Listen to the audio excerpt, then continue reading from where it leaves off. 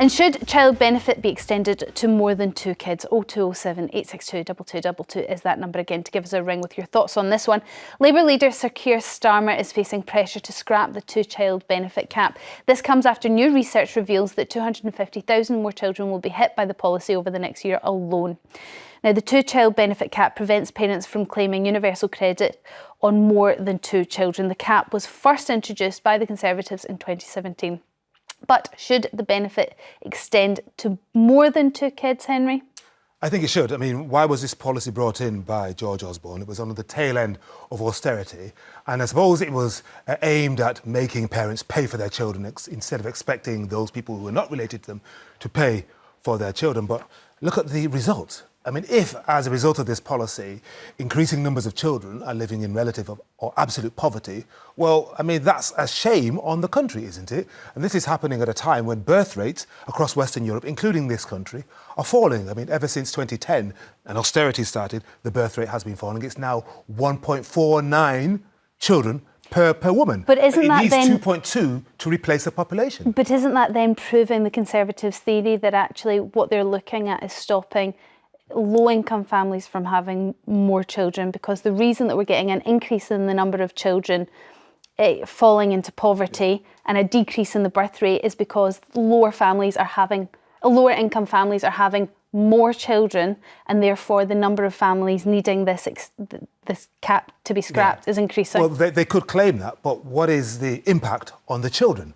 They're being punished. They're growing up in poverty, they're being stunted, they're going to have a very bad start in life. And do we as a country want that? And of course, if we need the future workers, the future bin men and women, the future teachers, the future doctors, the future lawyers, remember, just because somebody is born in poverty doesn't mean they're not going to make a major contribution to society. Then we need to give them the best possible start in life. The old Sure Start, remember that? And which the government cancelled in 2010. I mean, this is not good. In some countries, like Poland, like Hungary, like Slovakia, like Russia even, Putin's Russia, they're paying people to have more children. Here, we're taking money away. Yeah, maybe we need to actually give parents more money.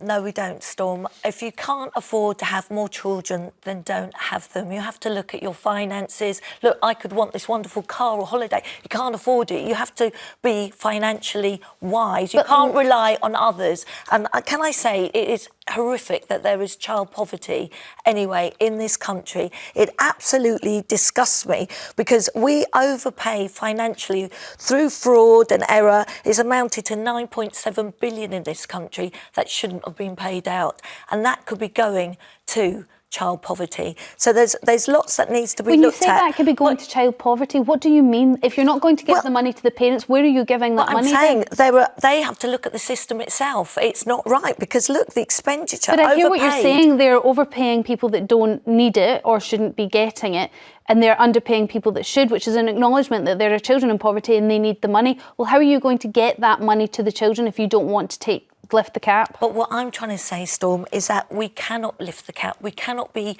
paying and be responsible for everyone else. You're responsible for yourself. And if you have to know, are you in not your brother or country, sister's keeper? Yeah, if you know how many kids, you can't keep saying, I'll rely on other people, rely on the state, have more and more kids, knowing you can't financially do it. Most people don't do that. Most people struggle, they work hard. Remember, the vast majority of people who are who take benefits are actually in work. Most of them are in work. Very few people bring children into this world and rely 100% on the state.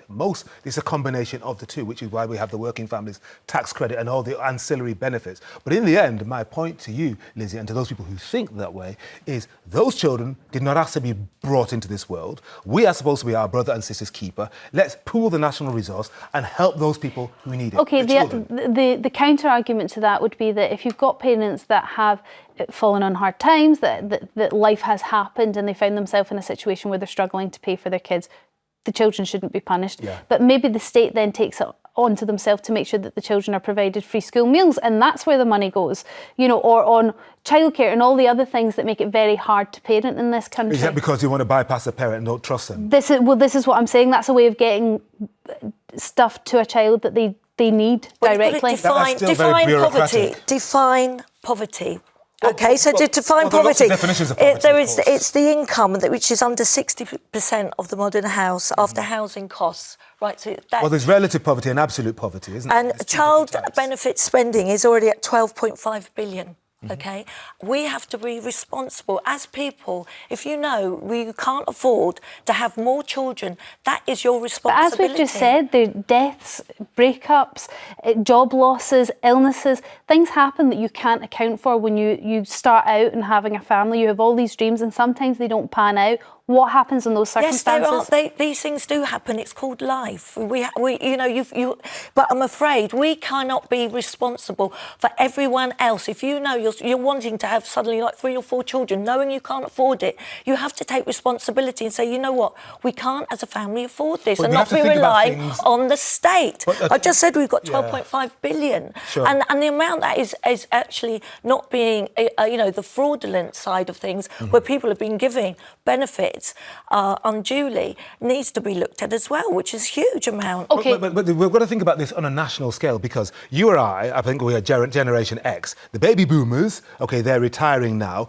Somebody is going to have to look after and pay taxes for those of us who in 20 or so years are going to be old. And they're the people who are being born now. We need more of those people. Okay, Daniel from Greater Manchester, what do you think about lifting the 2-child cap? What did you say, sorry?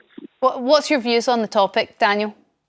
Basically, what I think is that if someone's got more than 2 kids and the cost of living crisis is affecting them and they're not able to receive benefits, you know, from these people, like, you know, because the thing is, like, it's really going to affect someone if they're going to be receiving, you know, benefits for 2 kids. Let's say they got 4 kids, you know, because, like, that's the thing.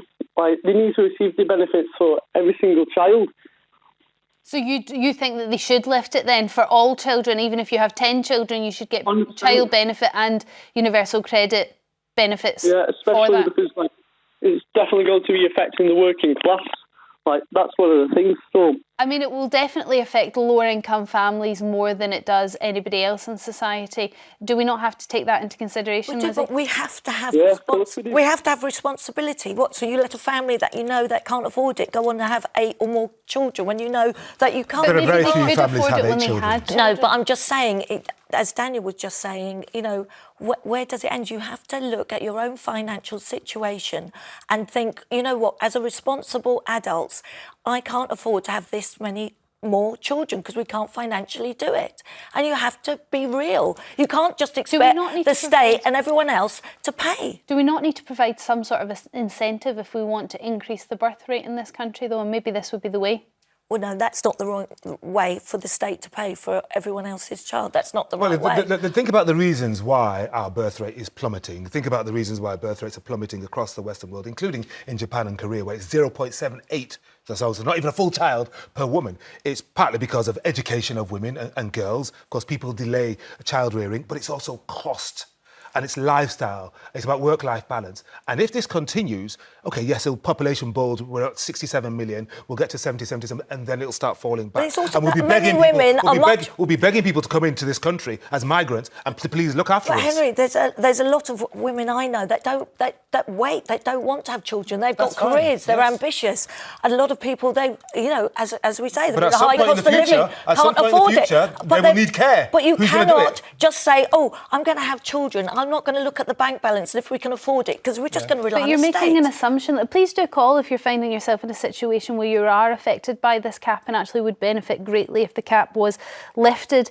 Because, Lizzie, you're making an assumption here that everybody that needs the cap to be lifted, that are struggling, that are in poverty, that their children are in poverty, have done so knowingly, that they've went on to have I'm not children making knowing that they're going I'm to not making an struggle to feed assumption. their children. I'm just saying that it's illogical to keep the cap as it is now. I'm saying this. We can't keep going, and we have to look at the system itself. As I said, 9.7 billion has gone to waste in tax fraud, giving out benefits to the wrong people. But that's not the fault we of have the to children.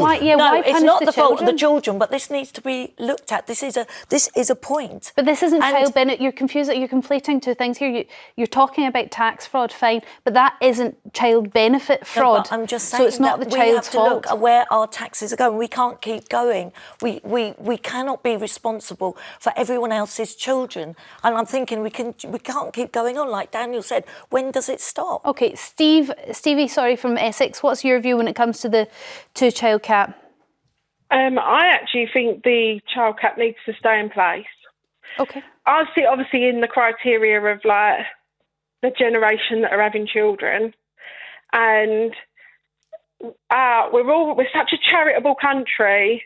As soon as you mention children, everyone wants to get on board, and I feel like, when do we end? When does it end that we have to keep giving out money? We're already taxed on our incomes. We're taxed on shopping. We're taxed on everything. But Stevie, we are taxed on all these things. But that's why the country broadly, despite what Nigel Farage and others say, it broadly does work. If you travel to other countries, whether it's France, whether it's India, Nigeria, USA, this country is in a very good position compared to a lot of other countries. We take care of people who fall on hard times. In many other countries, they don't take care of people.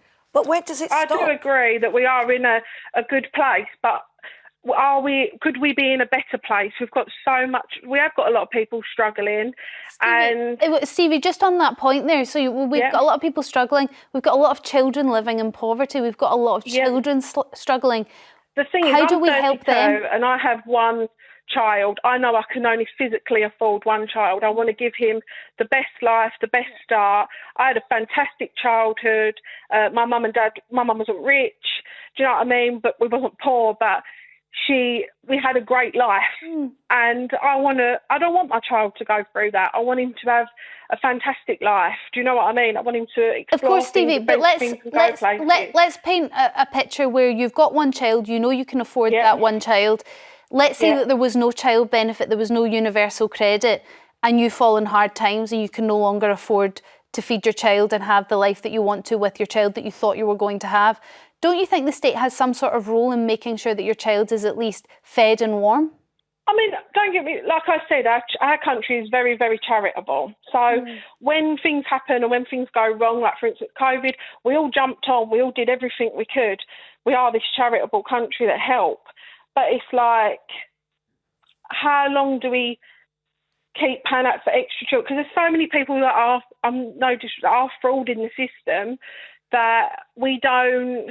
But hang on, Stevie, you say it's so many people who are defrauding the system.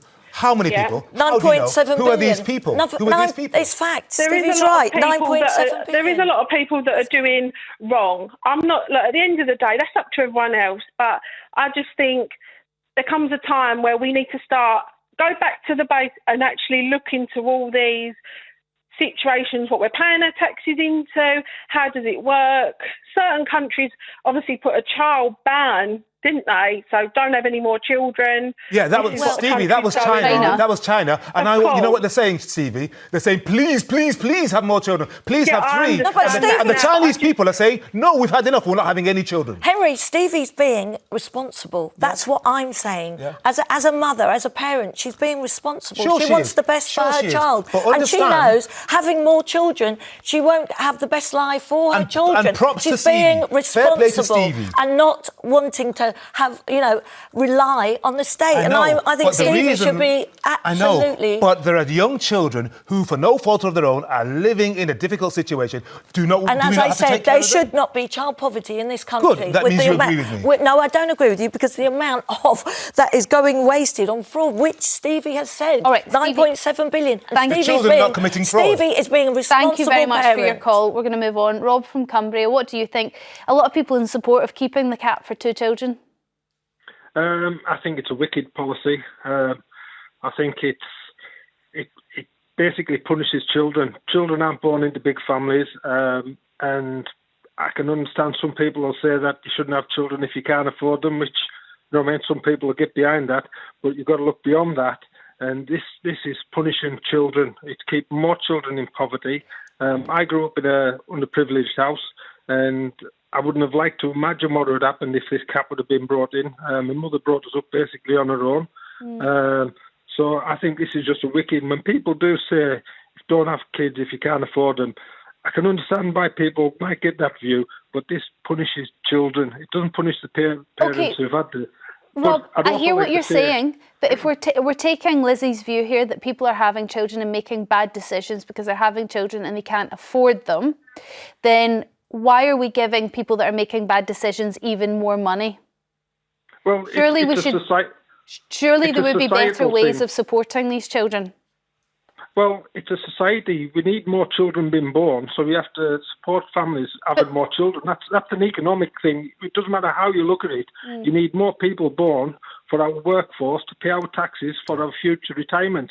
But I'd also like to say, Storm, as well, is when you don't have people arguing against bankers' caps on the bonuses, but you have people arguing about child benefit. And I'll tell you another thing. If you ask how many people know how MPs can get nearly £5,500 to feed their children, and then you have subsidised House of Lords and MPs. I hear what you're saying. You know what I mean? I think it's just a wicked, bigoted thing to have this 2-child cap, and it's a Rob is bang on. Thing. He's bang on. It's Absolutely. a populist thing. That's all it is. Yeah. It's a populist policy.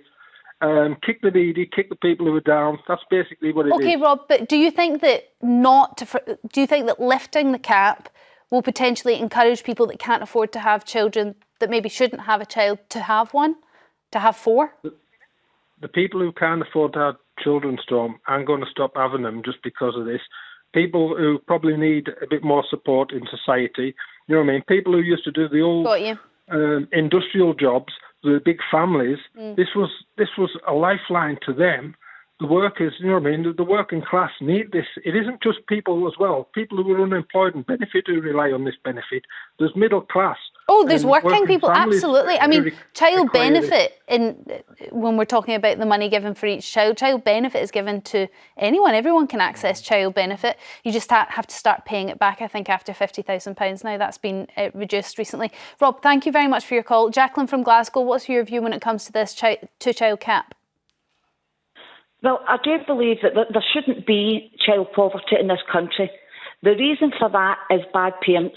People who can't afford children are having children when they don't have the money. Now, you spoke earlier on about circumstances changing, Storm. Me and my husband split up. I was on my own with 2 children and a mortgage and bills to pay. I went out and got a second job. I've worked for the day I was 16. And I went out and got a second job to be able to afford to feed my children. Jacqueline, who looked after your children when you were working? Right, I was very lucky that my ex-husband, his parents, both my parents were deceased. Not everybody is that lucky, Jacqueline. No, and I totally get that. I totally understand. I was so lucky. Totally appreciate that. What I'm saying is that not everybody has the flexibility, and childcare at the moment is astronomical. You have to earn £20,000 plus in order to just pay for the childcare. So I appreciate what you're saying. People are working really hard. It sounds like you did a really, really hard graft in order to bring up your children, but not everybody has the luxury of grandparents to do the childcare. No, I understand that, and I totally appreciate that 100%. Right, but why should I have to work and graft really hard for myself, my family, to be paying my taxes going to pay other people's children? I don't agree with that. I'd really just feel like Jacqueline, I totally agree what you're saying, and well done for you for being such a hard-working mum and doing that. It must have been so tough. But what Jacqueline's saying is exactly what I'm saying. The responsibility, and why should others be paying for other people's children when they know they're having them, Lizzie, and can't afford them? Lizzie, that is how society works. Lizzie, can I just say one thing? There are people who are anti-war. Sorry, there are people who are anti-war who hate the idea of their money, their taxes going to defence, but they have no way of stopping it because it's a general pool of taxation that the government decides to use in the interests of all of us, and that's how it works. But there has to be balance, and I suppose that's the question that we're asking now, is where is that balance? And many people on the phone today think it's 2 children, and some people disagree with that. Jacqueline, thank you very much for your call. Thanks for all your calls on this.